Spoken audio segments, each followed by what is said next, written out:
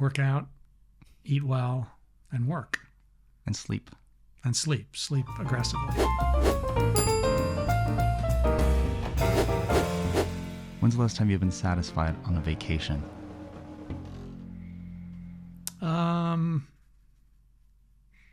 The last time you went on one, I wasn't good either.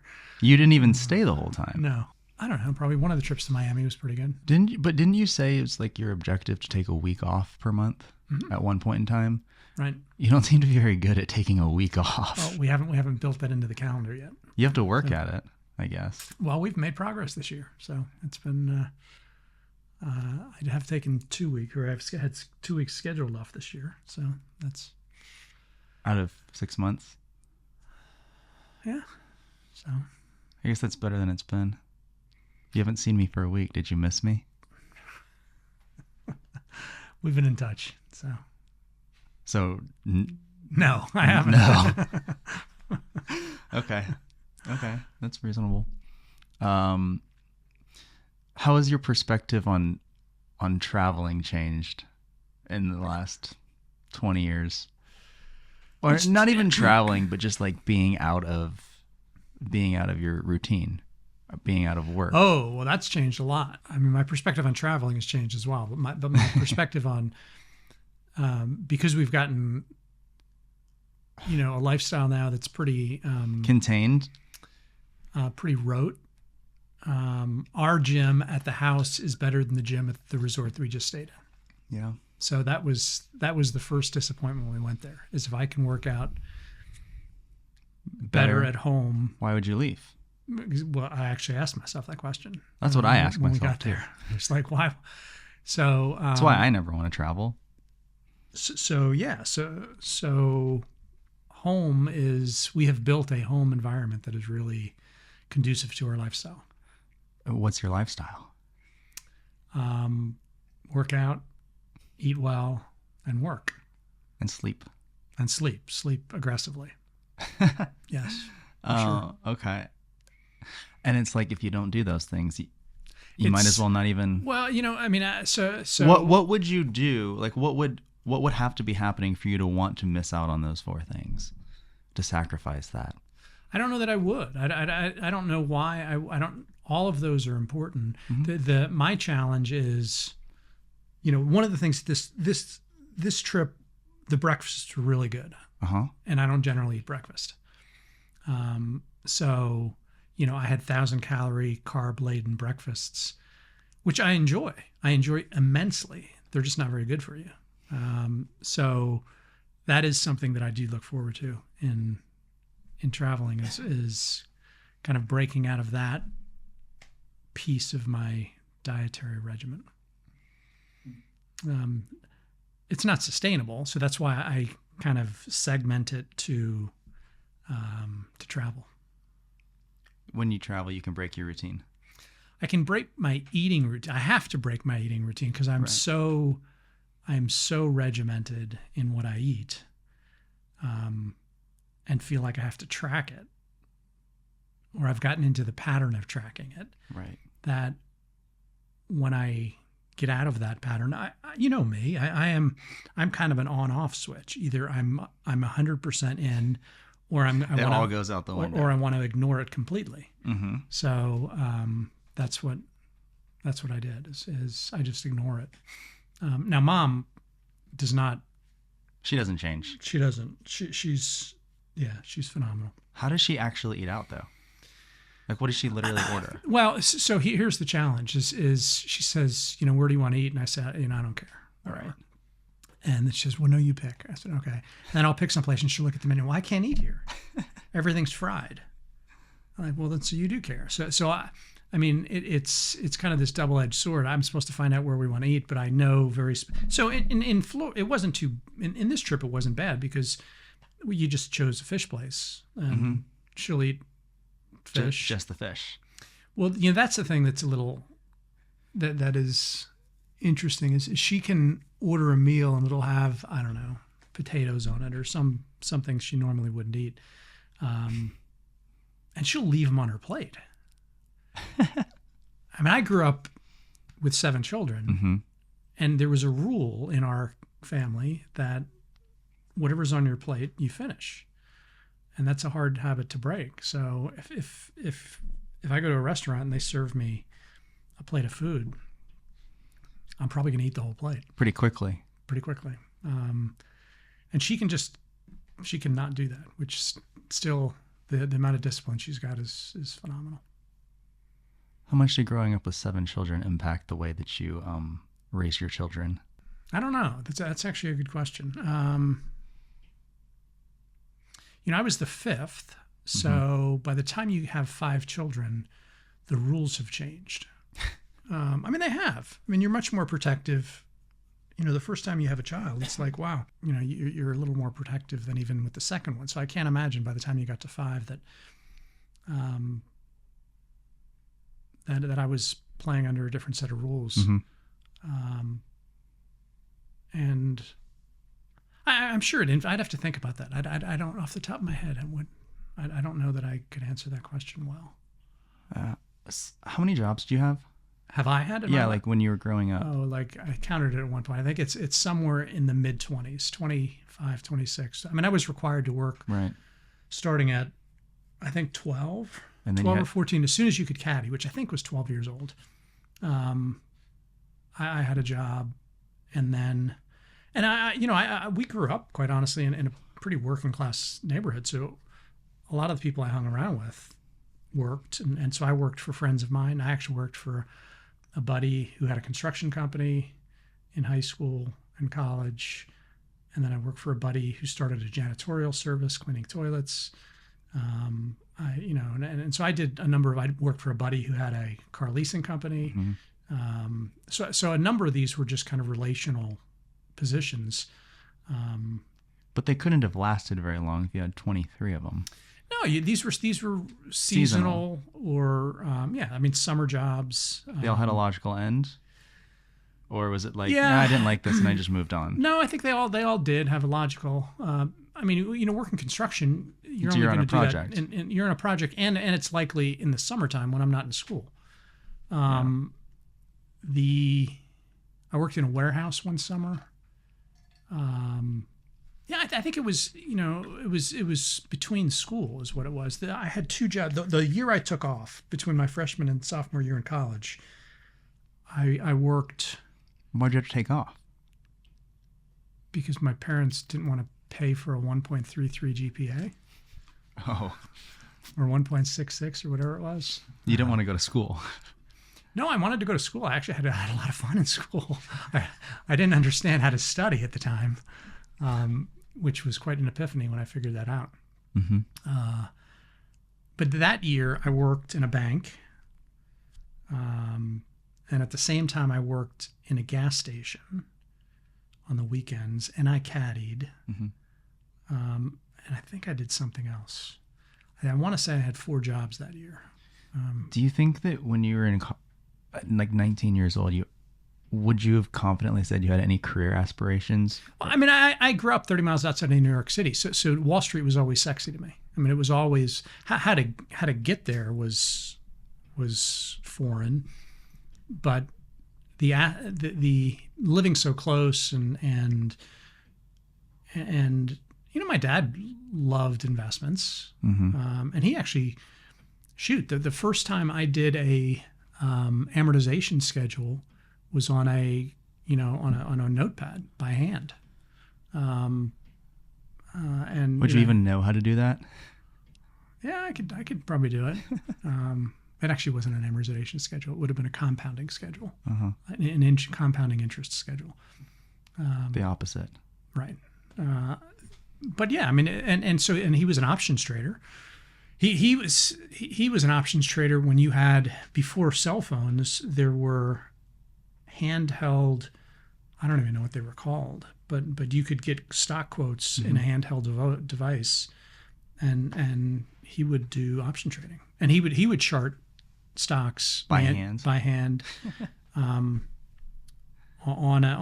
a grid sheet, whatever that would be called, and he would do charting on weekends. He would literally sit on the kitchen table for hours and chart I don't know, he charted 50 or 100 socks by hand.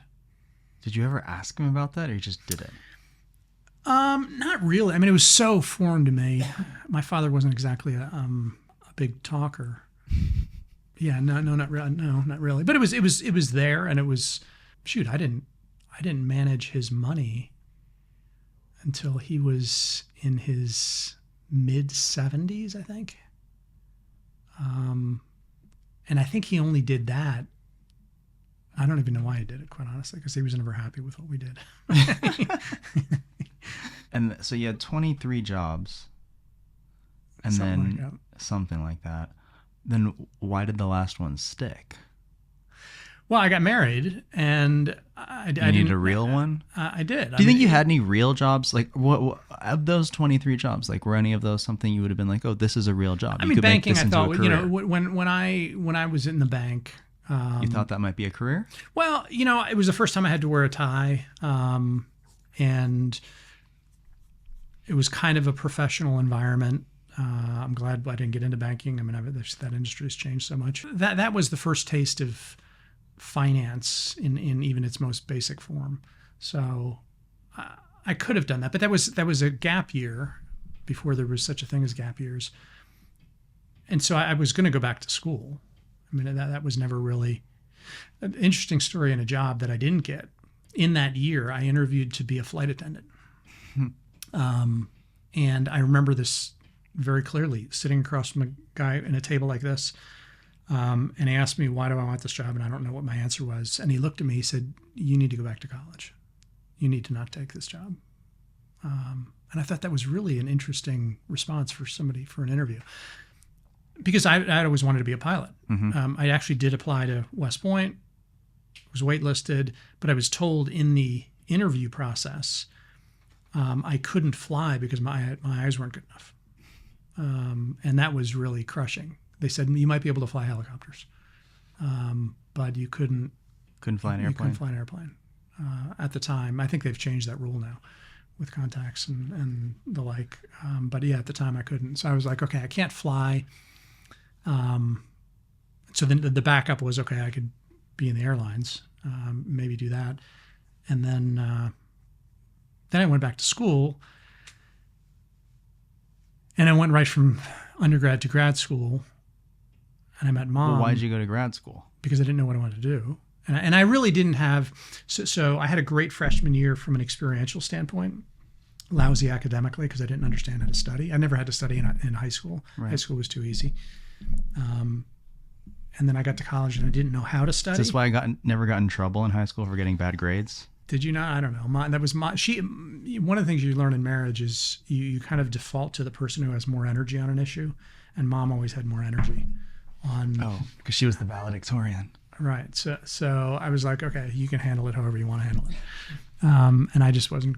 I was working at the time. I was trying to build a career. Oh. So. You were trying. Yeah.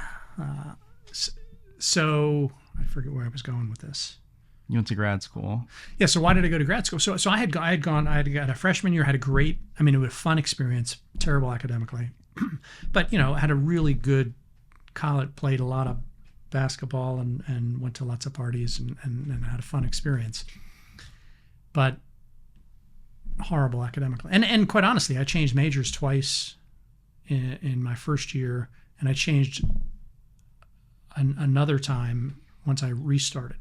So, and then I commuted my last 3 years, right, to college. So it was like, why do I mean, I didn't feel like I had an experience. So I was like, okay, if I'm going to do business, maybe I'll go to grad school. And I looked at grad schools, and I had figured out school. School became kind of easy. It was like, okay, if you show up and you do your homework. It's just a game. Yeah, I mean, all you do is you go to class. That's number one. I struggled with that in my freshman year. And then you actually do the work. It's really not that hard. So I got a 4.01 semester, and I was like, oh, okay, so I can do this. This is really not that difficult. So then it was on to grad school. I considered law school. I didn't really like reading that much, so I kind of passed on that. Took my GMATs, did well. I mean, had an interesting story. I think the the bifurcation of my first year in college and the last 3 years, grades wise, was just polar opposites. And then I got in to Texas, and I was like, okay. So I really went to grad school to figure out what I wanted to do professionally and to have a college experience. And I had a great experience at Texas. I mean, they had a good football team, or they had a decent football team when I was there. But it was, big athletic department, went to all the basketball games, volunteered for the women's, in the women's athletic department, because I thought maybe I'd go into sports management.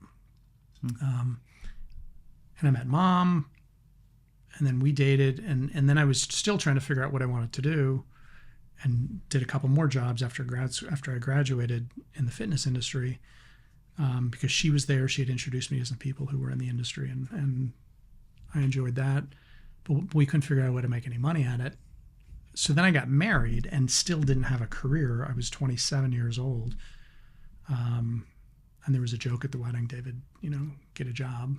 When are you going to get a job? And very early on, I sat down with her family's financial advisor, because they had opened, I don't know, she had probably a VUL or something and disability insurance, or I don't know. I mean, some very rudimentary financial product solutions. And I sat down with her advisor, and she said, "What do you do?" I said, "Well, I substitute teach right now." And she said, "What do you want to do?" I said, "Well, I've thought about doing this." And again, we're literally sitting across the table like this. Just, well, let me introduce you to Terry Bowers, who's division manager. I took a test and failed it. It was not an aptitude test. It was kind of an experience test. I had no recent relevant experience. So there's like, you can't really do this. I said, well, I'll work for free. They were doing an intern program. So at 27 years old with a master's degree, I started at $5.42 an hour, and the rest is history. Something like that. I took when I moved to New York, I took a test I was interviewing for like New York Life. I remember that. And they had me take a personality test. I think that's what it was.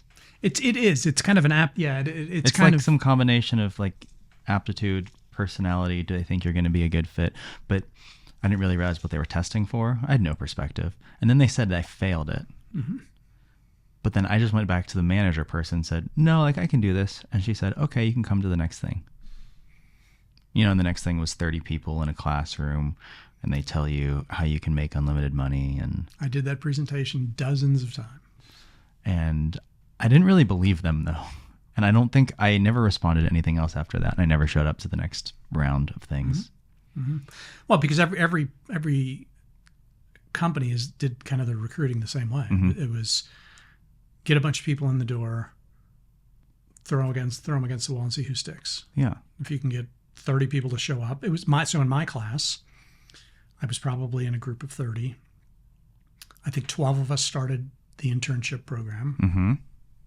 And I think we were there from 4 to 6 for training. And then from 6 to 9, you got on the phone and you cold called for 3 hours, 4 nights a week. So you did that Monday through Thursday. And you were trying to get leads for the other advisors in the office. And the other advisors would buy those leads for $1.50 a piece. And that's how they generated enough revenue to pay for us as interns and train us. And so it was a weeding out process. And it was like, okay, who's going to survive this? And in that process, you could start studying for your Series 7 or your 63 or your Group 1 or whatever it was. And so, I was very competitive. I was an athlete my whole life and always played sports. And I was like, okay, there's 12 people. All I have to do is beat out these other 11 and I'll get the job. And so that was my whole focus was I'm just going to beat out. If I'm the last one standing, they're not going to fire everybody. Well, they could probably. Well, they probably could have. I didn't know that at the time, but Scott Donor and I made it through, and he lasted a few years, and then he quit. I don't know what he did after that. But. See, that kind of regiment, I think, it weeds out the people who aren't a certain personality type, right? Like there's a certain personality that is going to do well in that environment, which then leads to a certain personality to kind of make up, I guess at the time, what would have been stockbrokers functionally products. Do you think that's the best program to get people into what it is now? Well, no, not what it is now. It wouldn't work today. It doesn't work today. All the companies have changed their hiring. Not all of them. True, not all, but most have. It works well in a product environment. Right. So it still works in the insurance industry, I'm sure, because it's feast or fast. It's kill or be killed. In the advice business, which is what our industry has morphed to, that doesn't work because one, it incents the wrong behaviors.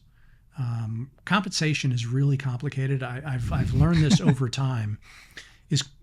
Creating a compensation system, you have to be very careful in what you create because it will incent a certain behavior. Yep. And you have to make sure that what you're trying to incent is what you incent. Because if you get it wrong, people are going to gravitate to whatever the incentive system is. How have you messed that up before? I've messed it up. I think I still mess it up a lot. I think it's hard because I was always under the opinion, because this is the world I came in on, and then I worked as a leader or trainer in that environment for 4 or 5 years, hiring people. I did the hire. So I went from being a new hire, to an advisor, to hiring new people. And so I assumed everyone I was hiring, and it was true early on, wanted the same thing I did and was kind of wired the same way. So it was an easy story. I told those stories that you can make as much money as you want and you'll be as successful as you, and it was true. And the people that made it through were very similar to me in their motivations. But what you realize is once you get out of that and you start to build a company and you hire people that have different skill sets, you don't want everyone to look like you. And so you have to be careful about assigning compensation based upon production or revenue or whatever it is you want to, however you're going to do it. If that's not what you're trying to, when I hired, my very first assistant as an hourly employee, part of the reason people are attracted to this business is to help people, but they don't necessarily want to sell. And that's scary to them. So they don't want their compensation driven by the results. They want it driven by, okay, give me a task. If I can complete that task, you pay me for the task. So what I've realized is, one is you don't want to incent everyone the same way. Two is you don't want to hire people like you all the time. Like me? You're a challenge. You're a challenge. I mean, you and your brother are really interesting examples because you're so different in skill sets and you're so different in what your motivations are, in how you process information, how you should be paid. I mean, they're very, very, it's an interesting challenge as an employer and as a parent. Those are two different things. Well, yeah, they are. I mean, did you think you would ever actually hire your children, and did you think they would ever actually stay? No, It was never the goal. I mean, it became an option, but it was never the goal. I didn't even think I wanted it, quite honestly. I thought. Well, I know you didn't want it. Because I didn't want to. It had never been demonstrated to me on how to do that well. Most of the stories you hear about family businesses are terrible.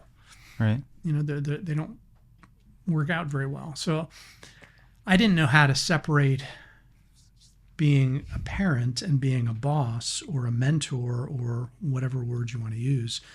And it's actually been pretty easy. It hasn't been any harder than it is to hire people in general. Let's put it that way.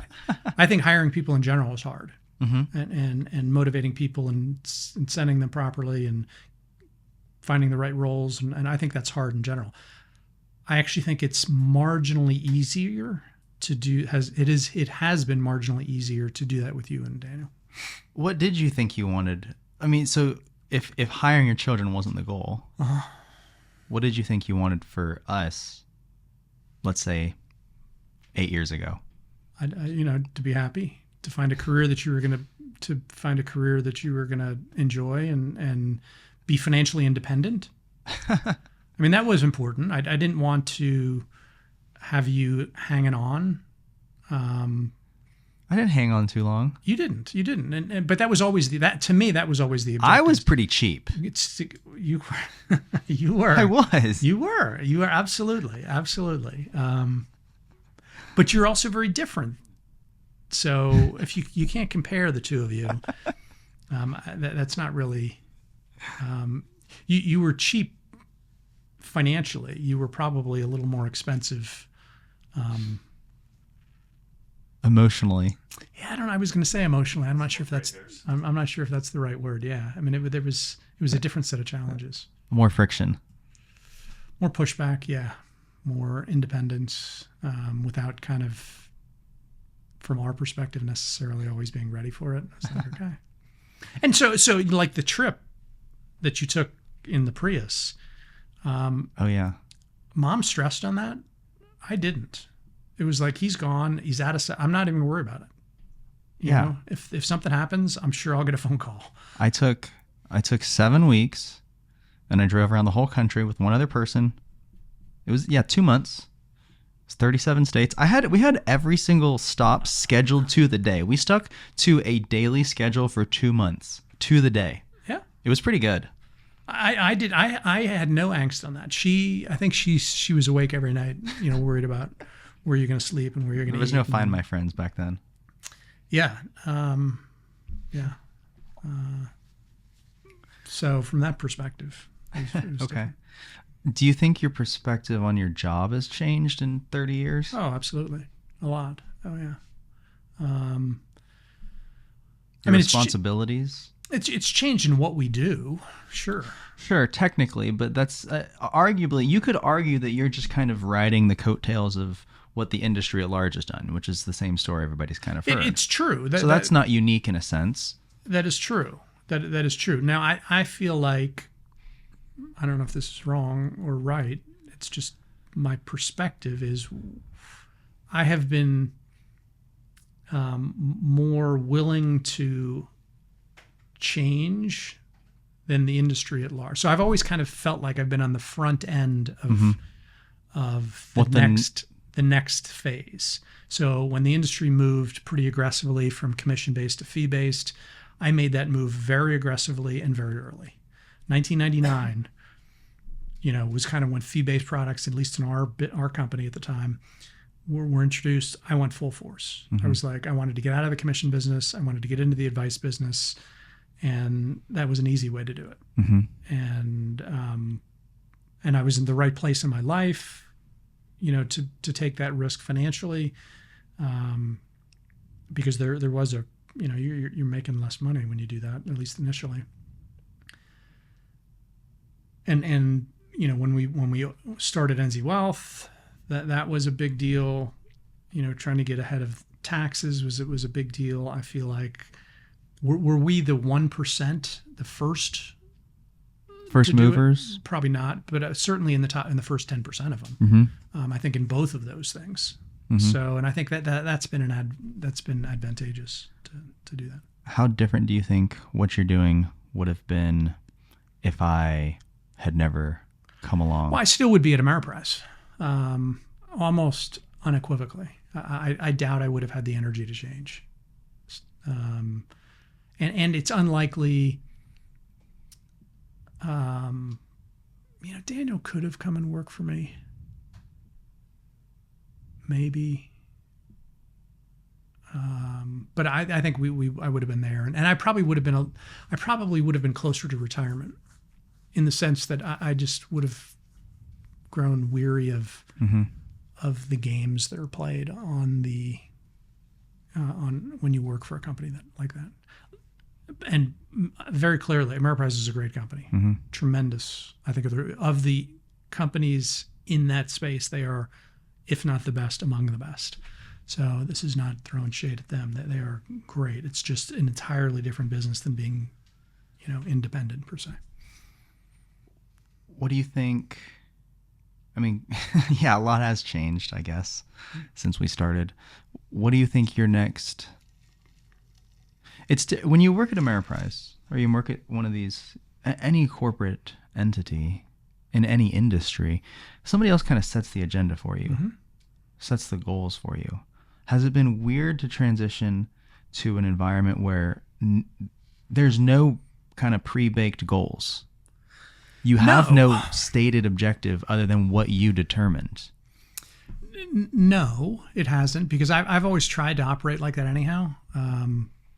Ameriprise did do a good job as they evolved as a firm to try to generally align the compensation system to what should be the proper objectives in this industry, to give generally unbiased advice. It's almost impossible when you work for a firm that big to be completely unbiased, but I think they generally did a good job. Yeah. So when we started, and we're, 2 weeks away, 3 weeks away from 3 years. So this is still relatively new. And I think it's taken all of this time. I really just think right now we're at a point where I feel like, one, we're going to survive. We'll survive as a company. We've got a good group of people that work for us. We've got the infrastructure and an understanding of the technology and what our real value proposition is as a firm, and what is available in the independent advisor space. It's taken. Somebody told me it's going to take 2 years for you to feel comfortable, and I was like, "Oh, there's no way. That's not going to take that long." And it's true. I mean, it took all of that. So then we had to unwind the Moody Center. We had to made some other big financial commitments that we're finishing up with the new office. So I think by the end of this year will be the first time that I can really look forward and go, okay, we can make decisions that perfectly align the advice we should be giving to clients, with no other restrictions. What do you think that looks like? I think it looks like making sure,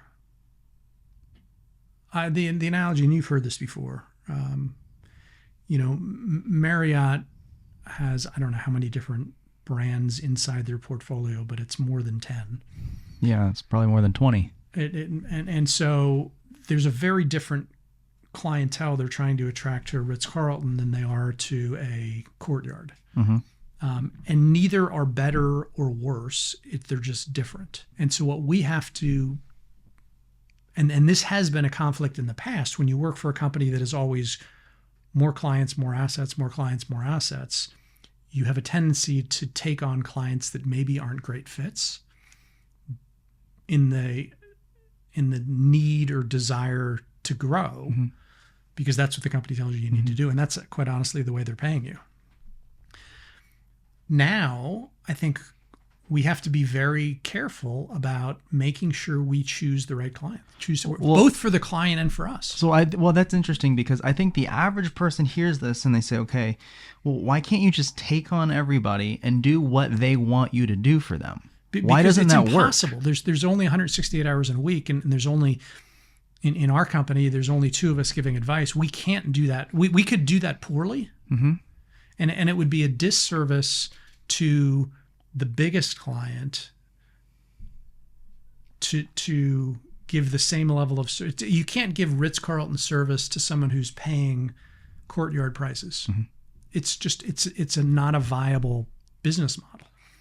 So we have to make sure, and if the objective is to give Ritz-Carlton service with FedEx efficiency, which is kind of something we've talked about, you can't scale that to a point where you're working with 1,000 clients, or even 500, or even 300, or 200 probably. Well, I would argue, because I would say it even a little bit differently.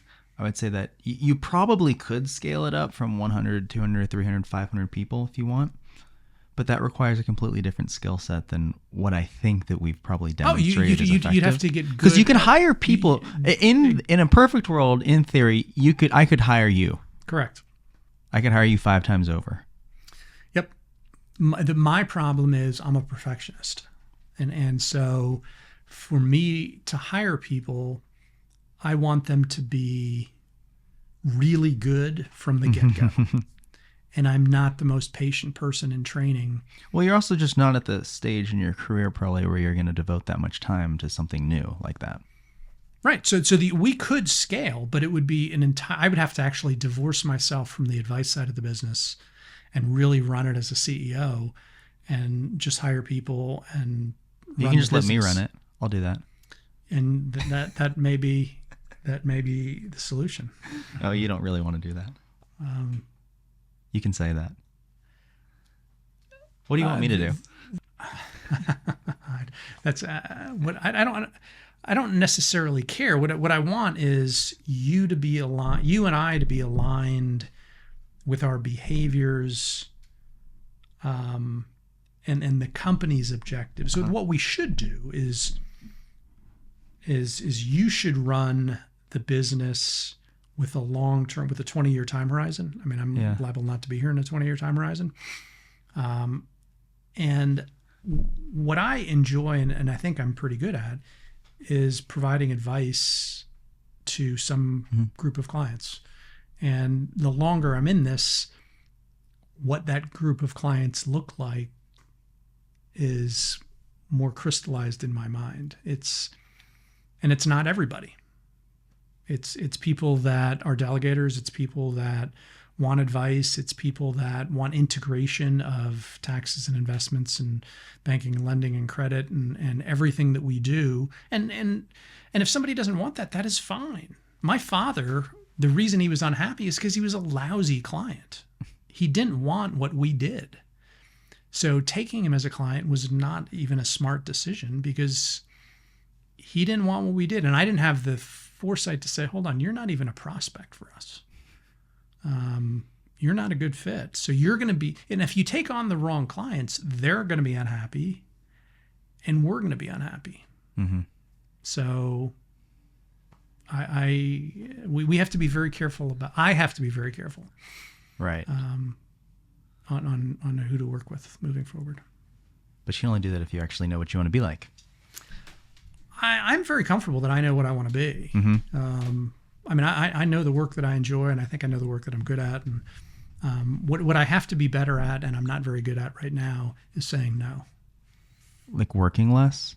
No, it's when people ask things that I'm not or we're not well positioned to answer. My default answer is, oh yeah, we can do that. Do you think you'll work less? Yes, I do. I mean, I've already worked less this year. I've worked less this year. I mean, Mom and I were having this discussion. There's a perspective that you don't have because this is good. I'm getting parented. You didn't live through it. Mm-hmm. And you should interview her because in the early years, I didn't get home till 9:00 at night, 5 nights a week. Oh, I knew that. That probably went on for 10 years and Saturdays. Mm-hmm. So there was 10 years or at least 8 where I left the house at 7:00 in the morning and got home at 9:30 and got up at 8:00 or 7:30 on Saturday and didn't get home until 1:00 forever. Yeah. So am I working less? I'm working tons less than I worked back then. The first time I didn't have a 5:30 meeting in the afternoon that started at 5:30 was either last year or the year before. So I haven't left the office as early as I leave today, which is still 5:30 or 6:00. In 30 years or in 29 years of so yeah, am I working less? Yeah, I'm working meaningfully less. What do you think that got you or didn't get you? Working till 9:00. Well, you have so when I got married, and what hit me like a sledgehammer was, okay, and this is probably a little bit maybe I shouldn't put this on tape. I felt like I needed to be a provider for the family. Mom was actually the provider when we got married. She was making more money than I was. But we wanted to have a family, and she wanted to, have the option to stay at home. And so we came to that agreement ourselves. But to be able to do that, I had to be at some level successful. And being competitive, you had to be better. Well, what became very clear is if there was, there was probably 30 or 40 advisors in our office when I started, and they literally published a ranking every week. Based upon how much business you wrote. I still remember that ranking. They would still do it when I was there. And so if you start at the bottom, I don't know, I guess some people were fine with that. I wasn't. I mean, I wanted to be, I'm better than you, so I should be.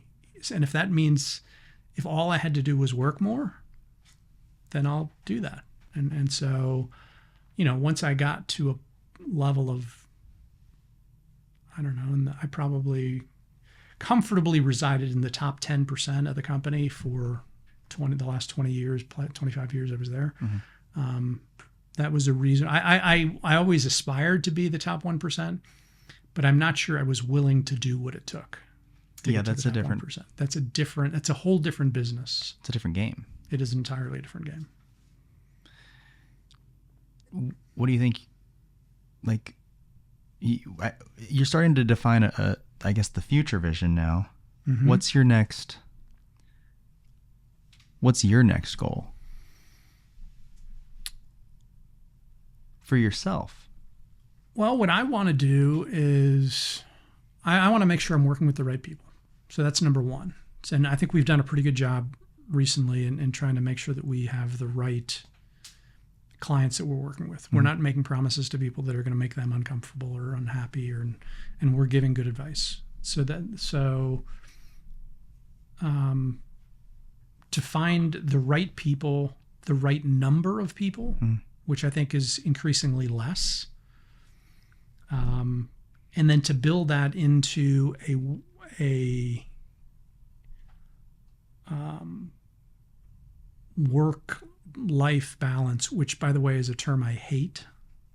You can just say life balance. Life balance, where, I still aspirationally would like to work 3 weeks a month.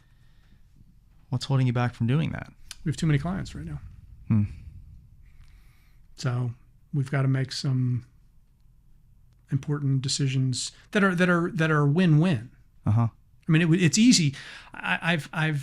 There's advisors that I've worked with who were so cavalier about getting rid of clients.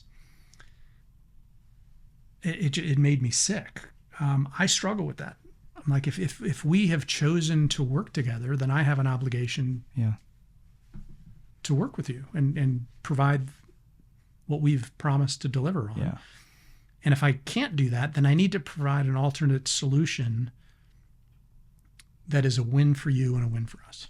Yeah.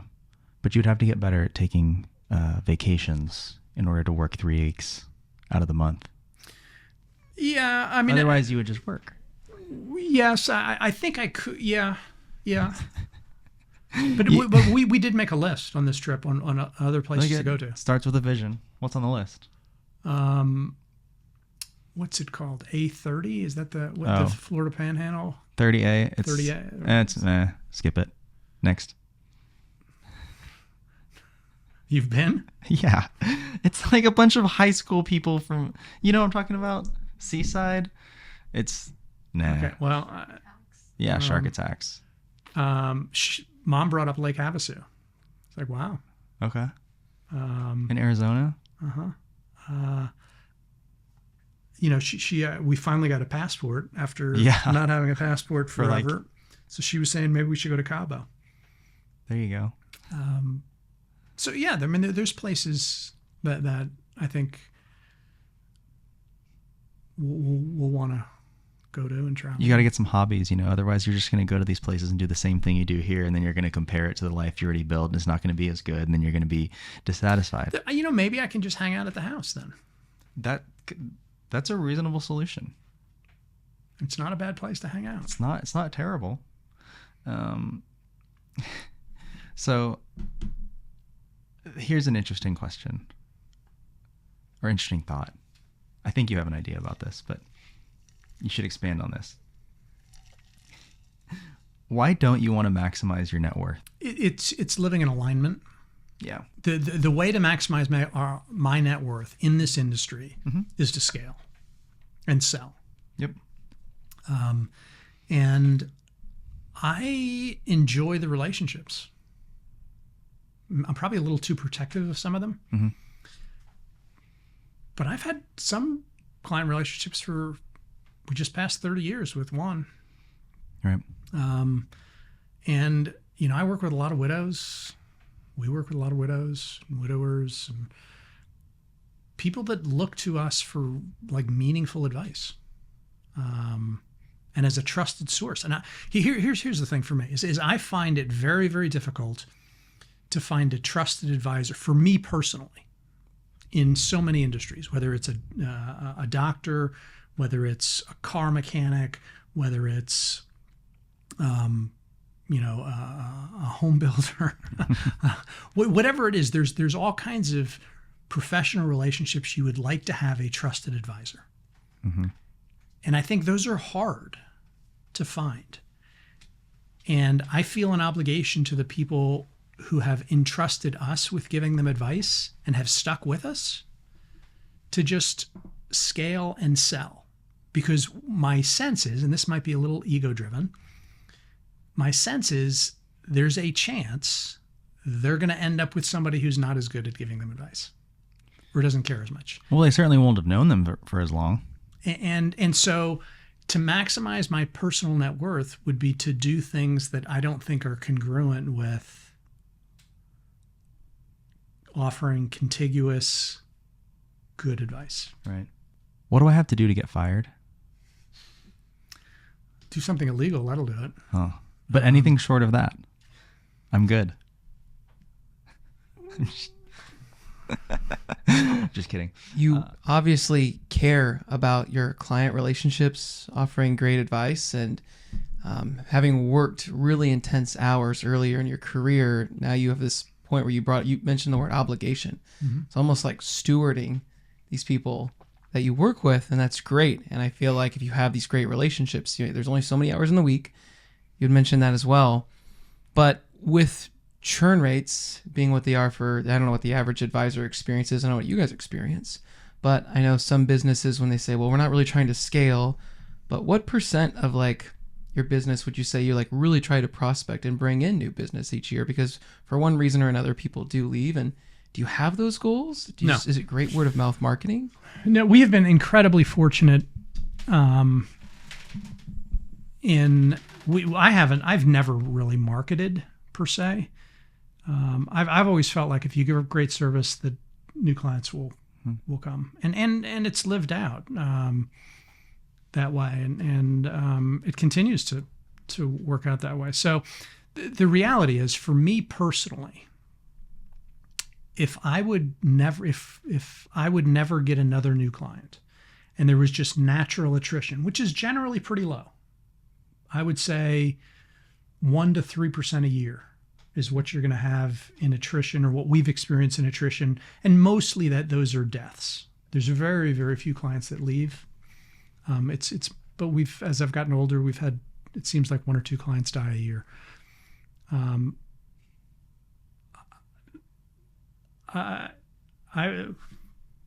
We'd have clients, I could work the next 25 years and it wouldn't really matter.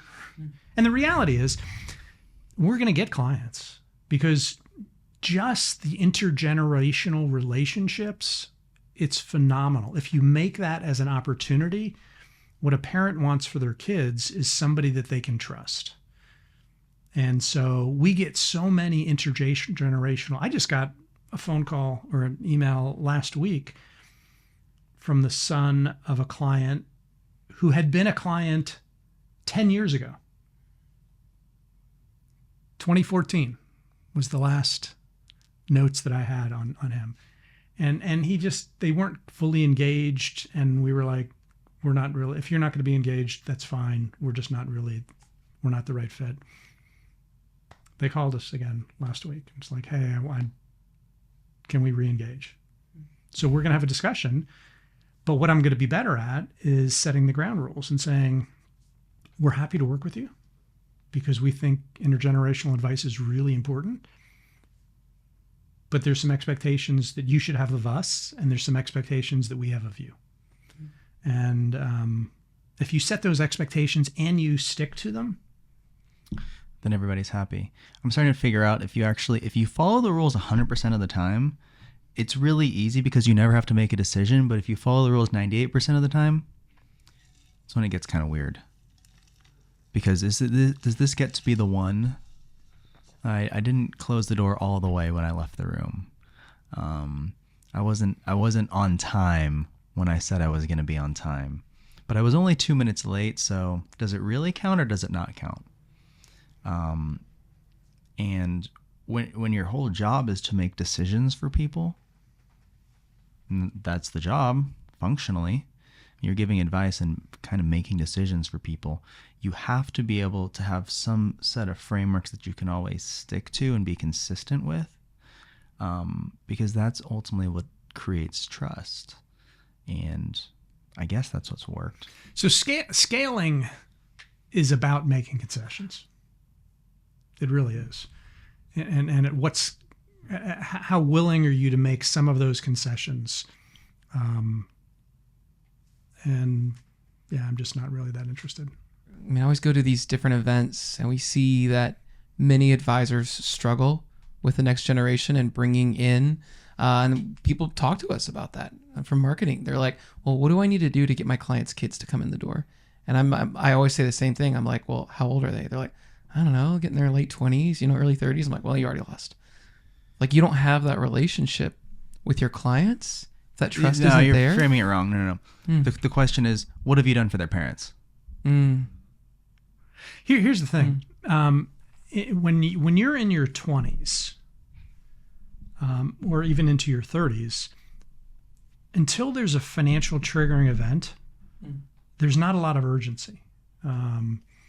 And so that's what is typically happening is there. So you want to make such an impression with their parents that anytime there's an event in their, and we talk to our clients about this, anytime there's an event in your life, you're buying a car, you're buying a house, you're retiring, you're changing jobs, whatever event happens in your life, we want to be a resource to give you perspective.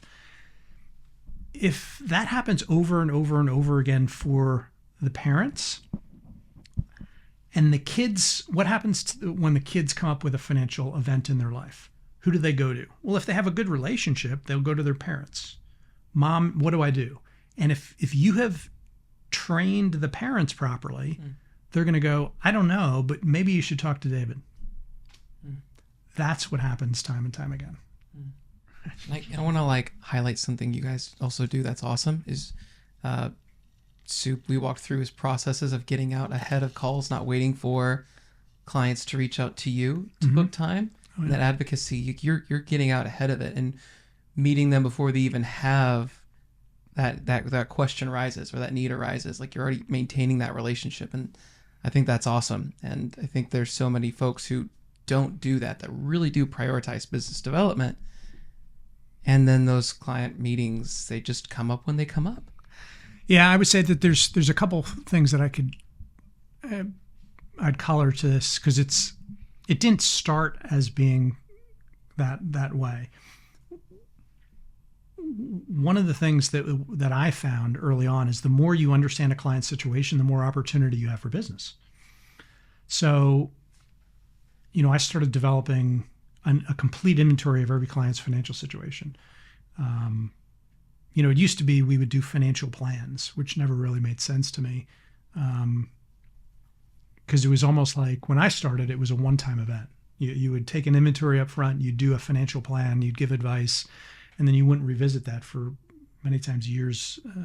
Now, every time we have a meeting, we are asking for some level of updates on information, whether it's if we're not doing their taxes, their tax return, or their paycheck stub, or their bank statements, or their mortgage statement, whatever it is, because what that allows us to do is ask questions they haven't even thought of. And then it goes, oh, you're thinking about stuff more or differently than I am. And so if we can ask the question, and even better, answer the question before there is a question, or present a solution before there's an issue that comes up, it creates this level of trust that is, hey, you're looking out for me, which is the truth, by the way. It's kind of what our whole business is built on. That's all I got. All right. See you, everybody.